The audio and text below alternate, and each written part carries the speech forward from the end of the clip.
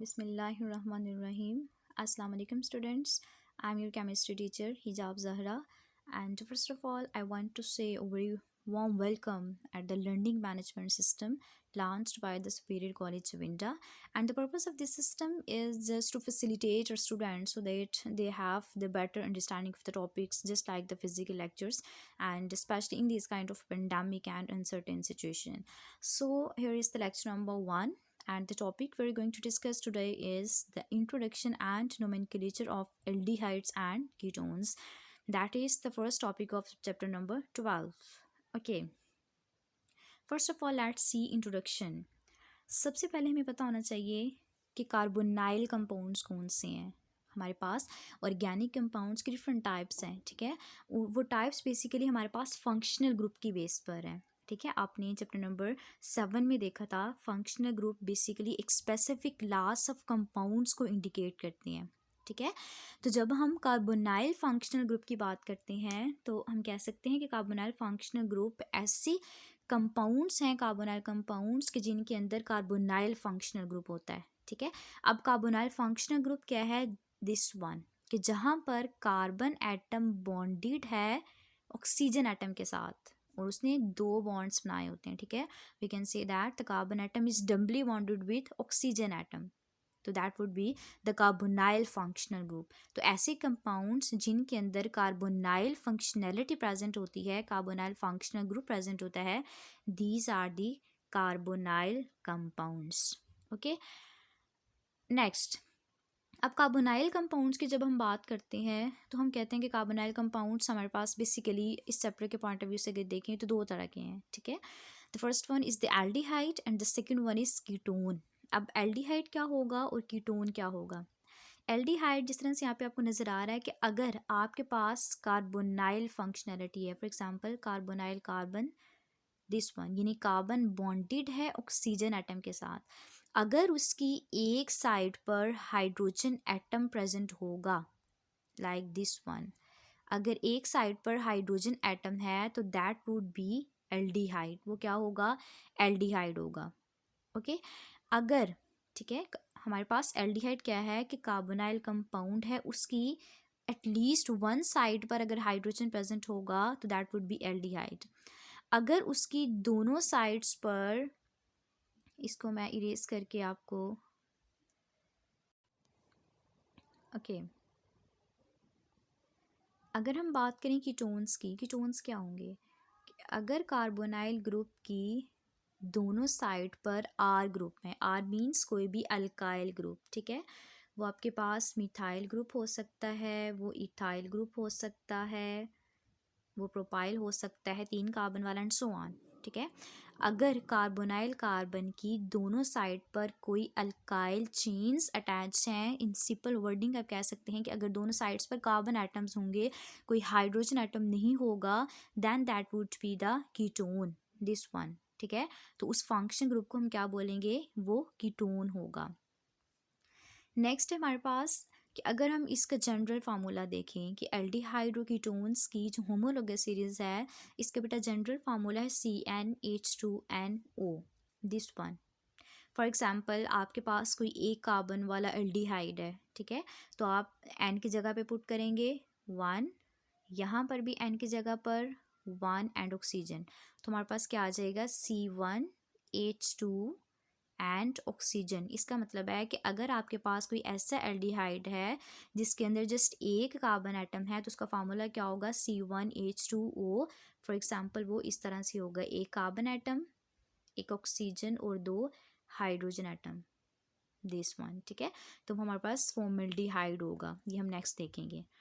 Okay, अब हम देखते हैं अकरेंस कि एल्डिहाइड्स एंड कीटोन्स बेसिकली कहाँ पे प्रेजेंट होते हैं. तो एल्डिहाइड एंड कीटोन हमारे पास बहुत ज़्यादा नेचुरली अकरिंग कंपाउंड्स में, यानी ऐसे कंपाउंड्स जो नेचुरली पाए जाते हैं उनके अंदर एल्डिहाइड्स एंड कीटोन्स होता है. ठीक है, ज़्यादातर शुगर्स के अंदर, फॉर एग्जांपल हम फ्रूट्स खाते हैं, कार्बोहाइड्रेट्स वगैरह हैं, मोनोसेक्राइड्स हैं, ओलिगोसेक्राइड्स है. ठीक है, तो इन सब के अंदर बेसिकली शुगर्स प्रेजेंट होते हैं. उन शुगर्स का जो बेसिक फार्मूला होता है, जो फंक्शनल ग्रुप होता है उनके अंदर, वो एल्डिहाइड या फिर कीटोन होता है. और इसके अलावा डिफरेंट ऑयल्स के अंदर भी प्रेजेंट होती हैं। फॉर एग्जांपल हमारे पास कैस्टर ऑयल है, इसके अलावा मस्टर्ड ऑयल है, ऑलिव ऑयल है। डिफरेंट उन ऑयल की जो फ्रेगरेंसेस होती हैं, उनकी जो फ्लेवर्स होती हैं, that are basically due to the aldehydes and ketones. Okay, next हमारे पास अगर हम नोमेनक्लेचर की बात करें, सबसे पहले हम देखते हैं एल्डिहाइड्स का नोमेनक्लेचर। ठीक है, तो जब भी हम नोमेनक्लेचर की बात करते हैं, हमारे पास दो तरह के नेम्स आते हैं। एक उनके कॉमन नेम्स होते हैं जो कॉमनली अमूमन जो बोले जाते हैं, ठीक है, और दूसरे नंबर पर इनके आयुपैक्ट नेम्स होते हैं जो स्पेसिफाइड रूल्स के तहत इनको नाम दिए जाते हैं।